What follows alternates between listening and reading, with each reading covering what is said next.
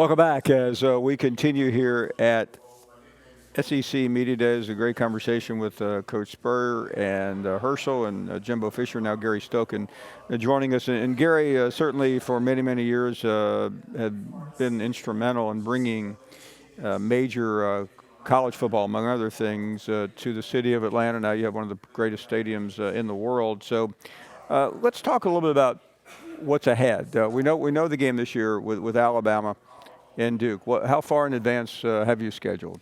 Well, we're out through 2024 with Georgia versus Clemson, which both those programs are going to be top 5 programs, I think, at that point, like they are now.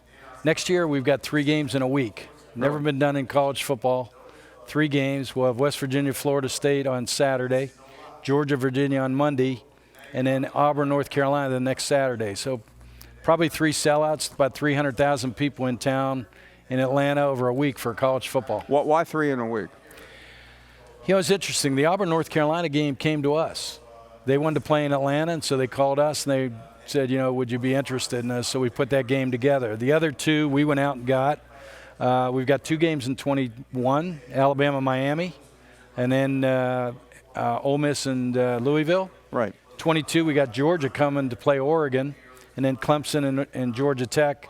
We're working on 23, and then 24, we've got Georgia, Clemson. So great matchups, and I think we'll have another blockbuster game in 25 as well. We've had this conversation in years past, and there was a time when this was the premier ticket in terms of college athletics that first weekend. This year we have a little bit of a different situation with the Florida-Miami game to celebrate the 150.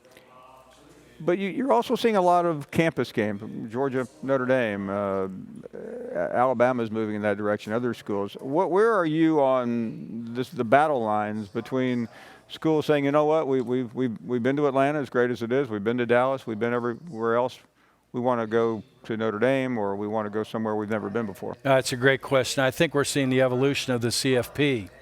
When the CFP started, people didn't know what was going to take to get in.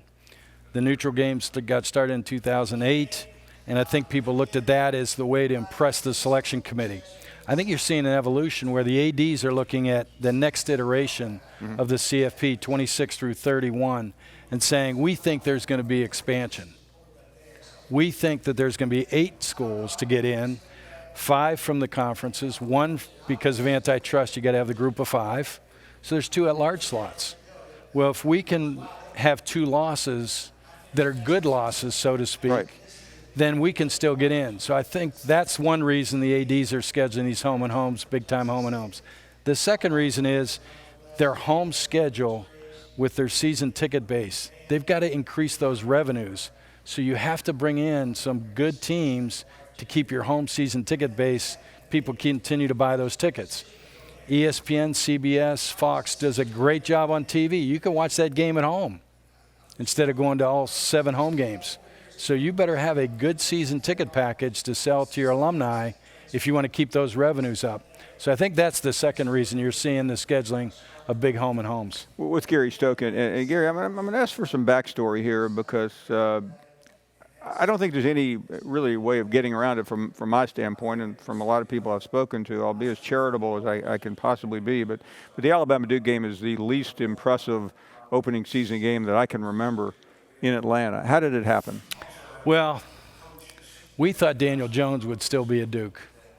You know, and when you schedule these games, you don't know if a kid's going to leave early or not. I mean, if Daniel Jones is still a Duke, Duke's probably a top 25 program. When was this game set? We set this probably 3 years ago. So, you know, these games are a little bit of science, a little bit of betting on the come.